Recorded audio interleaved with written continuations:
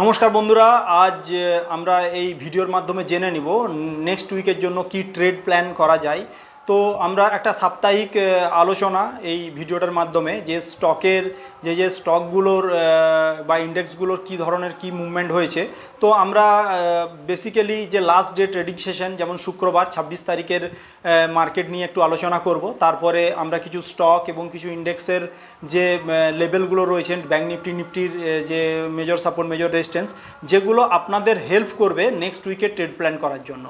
তো আপনারা যারা ট্রেডিং করেন বা কিছু সুইং ট্রেড বা ইন্ট্রাডেতে যারা করেন, তো তারা এই মুভমেন্টগুলো নিজেদের ওয়াচ লিস্টে রাখতে পারেন এবং দেখতে পারেন যে এগুলো কোন কোন কিভাবে এগুলো স্টকগুলো মুভমেন্ট করছে। তো আপনার ওয়াচ লিস্টে অবশ্যই থাকা দরকার। চলুন এই ভিডিওতে জেনে নিই। প্রথমেই জানি যে শুক্রবার মানে 26 তারিখে মার্কেটের মধ্যে নিফটি এবং ব্যাঙ্ক নিফটির মধ্যে খুবই ভোলাটাইল ছিল নিফটি এবং ব্যাঙ্ক নিফটি, এবং নিফটি লাস্টে 150 পয়েন্ট পড়ে 22,419 সে ক্লোজিং দিয়েছে, এবং ব্যাঙ্ক নিফটিরও খুবই ভালো মুভমেন্ট ছিল এবং 293.90 লাস্টে পড়ে ফল হয়ে 48,201-এ ক্লোজিং হয়েছে। এবং তারপরে যদি আমরা নিফটি মিড ক্যাপ 100-এর কথা বলি, আবার নতুন হায়ার হাই 395.60 বেড়ে 50,624 তে ক্লোজিং হয়েছে। এবং নিফটি নেক্সট 50ও 430 পয়েন্ট বেড়ে 64,134.55-এ ক্লোজিং হয়েছে। এবং নিফটি স্মল ক্যাপের কথা যদি বলি, আবার হায়ার হাই 16,981-তে ক্লোজিং হয়েছে 94 পয়েন্ট বেড়ে। তো এর থেকে এটা আমরা বুঝতে পারছি যে নিফটি 50 এবং নিফটি ব্যাঙ্ক নিফটির তুলনায় নিফটি মিড ক্যাপ এবং নিফটি স্মল ক্যাপ এবং Nifty mid cap 100, Nifty next 50, এই যে ইন্ডেক্সগুলো রয়েছে, তো এগুলোর মুভমেন্টে পজিটিভ মুভমেন্ট দেখা গেছে, আর বাকি ব্যাঙ্ক নিফটির মধ্যে নেগেটিভ মুভমেন্ট দেখা গেছে, নেগেটিভ মানে ফল হয়ে ক্লোজ হয়েছে। তো এর থেকে আমরা একটা ধারণা নিই যে সাধারণত এই পুরো উইক ধরেই নিফটি মিড ক্যাপের যে স্টকগুলো রয়েছে এবং নিফটি স্মল ক্যাপগুলো রয়েছে, নিফটি নেক্সট 50 যে স্টকগুলোর মধ্যে একটা ভালো মুভমেন্ট আমরা দেখতে পাচ্ছি। এবং এই স্টকগুলোতে যারা ইন্ট্রাডে কিংবা স্টকগুলোকে নিয়ে যারা পজিশনাল কিংবা সুইং ট্রেড করতে চাইছেন, তারাও এই ধরনের স্টকগুলোকে আপনাদের নিজেদের ওয়াচ লিস্টে রাখতে পারেন এবং এখান থেকে আপনারা একটা ভালো স্টকের মুভমেন্ট ক্যাপচার করতে পারেন। তো আর যে আমরা এই ভিডিওর মাধ্যমে যে স্টকগুলো নিয়ে আলোচনা করব, কিন্তু আমরা এই ভিডিওতে পুরো স্টকগুলো নিয়ে এই ভিডিওতে আলোচনা করছি না। এবং নিফটির যে সাপোর্ট এবং রেজিস্ট্যান্স যেগুলো রয়েছে, এগুলো প্রত্যেকটা আপনি পেয়ে যাবেন আমাদের টেলিগ্রাম চ্যানেল, পিপল ওয়েলথের যে টেলিগ্রাম চ্যানেল আছে, ওখানে আমি ডিটেলভাবে আপনাদেরকে ওই স্টকগুলো দিয়ে দেবো।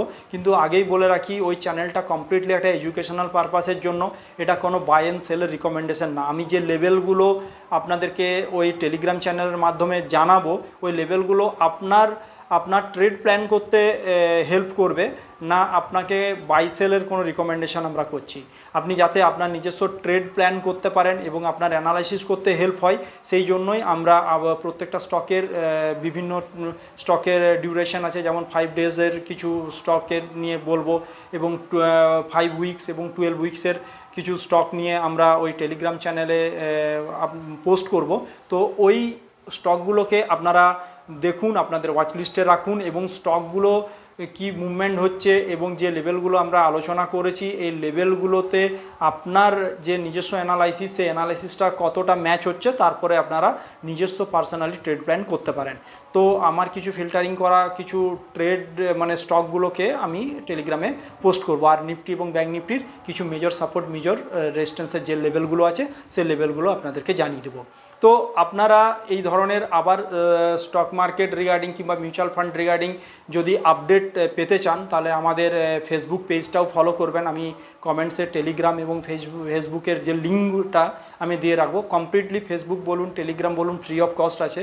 আমরা চাইছি যে প্রত্যেকটা মানুষ এই স্টক এবং মিউচুয়াল ফান্ড সম্বন্ধে অ্যাওয়ারনেস বাড়ুক এবং প্রত্যেকে ইনভেস্টমেন্ট করুক, কারণ ইন্ডিয়া যেভাবে গ্রোথ করছে, আপনার পোর্টফোলিও সেই ধরনের গ্রো করা উচিত এবং গ্রোথটা হওয়া দরকার। কারণ এফডি এবং আরডি বাকি যে ইনস্ট্রুমেন্টগুলো রয়েছে, যেগুলো যে এবং আরও অন্যান্য যে অ্যাসেট ক্লাসগুলো রয়েছে, এদের রিটার্নটাকে তুলনায় যে ইকুইটির রিটার্নটা বেটার, সেটা আপনারা যখন মিউচুয়াল ফান্ডে কন্টিনিউসলি থাকবেন 4 বছর 5 বছর 6 বছর ধরে লং টার্ম ইনভেস্টেড রইবেন এবং স্টকেও থাকবেন, তো আপনারা নিজেরাই ওটা ফিল করতে পারবেন।